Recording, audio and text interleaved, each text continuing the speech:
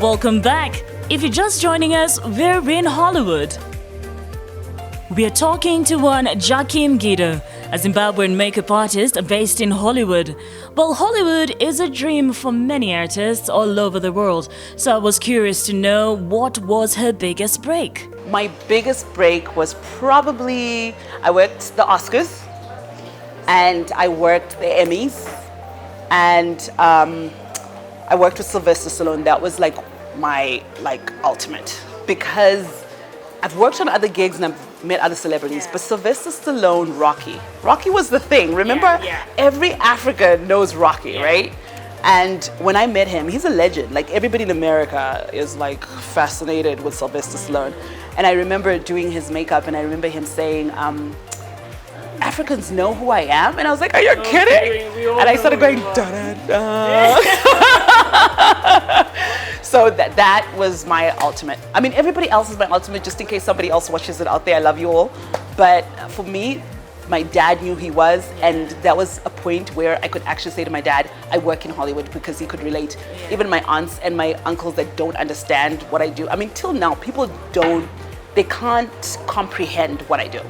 They can't. But that, of course, that doesn't break your heart. You're making your money, you're doing what you love, so it feels just fine.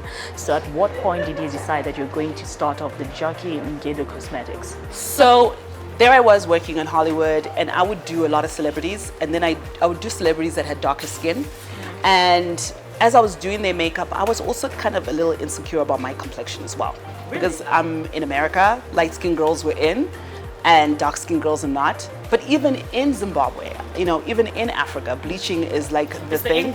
And if you're darker, you haven't really, like we would have my aunts or cousins who would say, oh my God, that girl can really bath, because she would take a shower and then she would be white. Like, they would put on that, I think it was comfort cream at that time.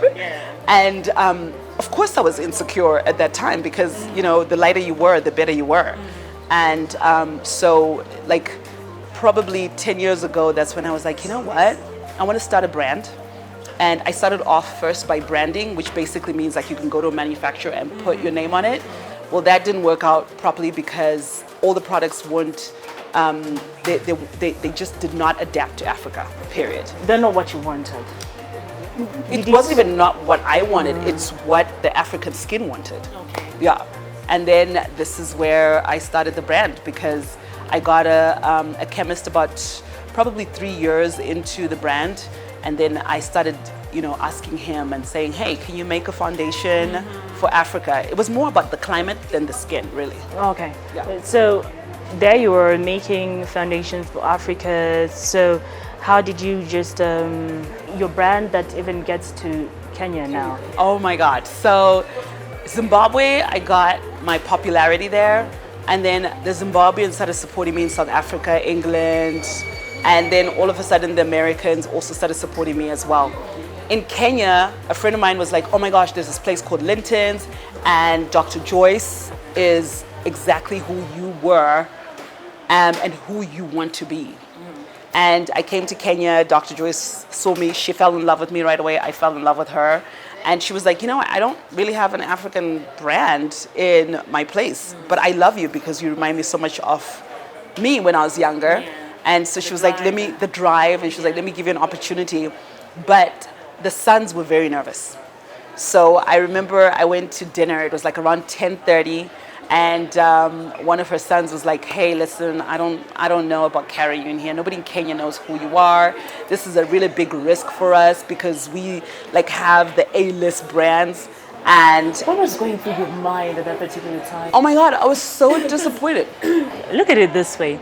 As someone who's worked so hard, you've started for what you do, you've reached a point where you're starting your own brand, and then you settle down with someone. Yes. In this, you're already making it big in America, South Africa, name all those big countries, and then all of a sudden you're seated with someone across the table in just but Kenya, Kenya, who's telling you, by the way, you're not good enough. So what exactly was going through your mind? I remember spending the day with Dr. Joyce, because it was a birthday, and it was a high. She showed me her store. I walked into her store and she was like, oh my God, maybe you could be here, you could be here. And then in the evening, I'm sitting across from the people that actually kind of make the decisions. And then I'm deflated. I remember sitting back and I was looking at my friend, who's the one that introduced me to the whole family. And I look at him and I'm like, Are you serious? like it's done. And then I actually got into the mode of, okay, that's fine. You know what? Whatever. So then we were finishing off. And then all of a sudden, this was the craziest thing. Three people walked past and then they came back. And then I see this little girl screaming. Like she's screaming and everybody in the restaurant is like, what is happening right now? And I look and I'm like, okay. And I'm looking and she's pointing. And I'm like, okay. Then all of a sudden. Pointing at me? I know. It was like, else? and people in the restaurant were like looking like, what's going on? The boyfriend walks in and the boyfriend goes, are you Jackie Mgido from Vault? Because at that time, I was called Vault. And I was like, yeah, how do you know me? I'm in Kenya. It's my first time. I literally hadn't even spent 48 hours in Kenya. And then he was like, that's my girlfriend. She's a big fan. She's a makeup artist. She's one of your biggest fans. And I said, what? And I remember Dr. Joyce's son looking at me like, is this like, did you guys just kind of do this together? Like, this is weird. It looks a bit planned anyway, Yeah. because considering he's already given you the bad news that was really not happening. exactly. And then now you have someone screaming and recognizing you and saying how amazing you are. So, honestly, I would think the whole thing was Of course. orchestrated as well. Well, I get outside to hug her and she is crying her eyes out. And all of a sudden, I look up and I'm like, God, you are something else. You are funny. You were like, you know what? I'm just going to get in there and intervene myself. This is just getting out of hand. That's what happened. And before you know it, I was in the store. Jackie has been in the Kenyan market for about a year and a half. But how is her experience in the Kenyan market? You know, it's been very interesting because, so I have two makeup artists and Gift was the first makeup artist that started with me. And she was this young girl who had finished Linton's beauty course and she's been really interested and she's been really working hard and pushing it. And then I have Masi, who's also from the college, and they both had been pushing. Oh yeah, you'll meet them. She's going to be doing your makeup with the guidance. I can't wait to show it. And you know, it's been a roller coaster for them because they are competing with well-known brands. Yeah. So like 1 month we could do amazing, the next month we can do not so great, and then 1 month we do amazing, and the next month we're not doing great. But we obviously here a year and a half later, so we must be doing something right. There's something that is being run right. Yeah, and not just the girls themselves, but there's also beauty experts in here that have fallen in love with the brand as well. So they've been trying to push it as well. And Linton has been behind us 120%. So we get into it just to see her in action. As we get ready, here is your boss lady quote of the day. You will be defined not just by what you achieve, but by how you survive. This quote is by Sheryl Sandberg. So the truth is, listen, anybody can wake up in the morning and call themselves a makeup artist because people don't really understand what makeup artist is. Today I can teach you how to do an eyebrow, and tomorrow you're like a makeup artist because people think it's easy. But what makes me stand out is my character. A lot of people have to understand when an actor comes and sits in my chair, I have to know a lot about the person. I'm like a babysitter. I am the energy.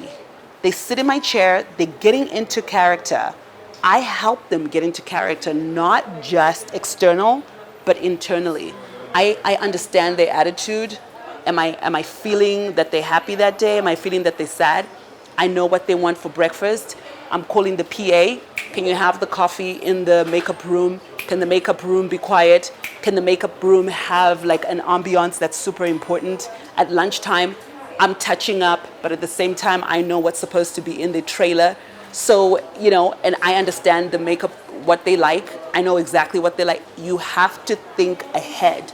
This is what's gotten me where I am. The future goal is definitely education. So Linton's is a beauty college. We're going to definitely work with Linton's Beauty College to get it to a different level. Zimbabwe, we are definitely going to have a college. I think my calling is in education, to tell you the truth. The brand, not only is it going to expand into a couple more countries, I'm not that person that's like, oh my God, we're going to expand into 100 countries. No. I want to be perfect at what I do. So probably maybe about 3 more countries. And definitely education. Education is the way to go. Education, success right there. I mean, my goal is to get African countries to understand, even though I'm the only African makeup artist in Hollywood, in the union, Local 706, I want more African makeup artists to be in Hollywood. I want us to be able to all win an Oscar and an Emmy together and start going crazy on that stage.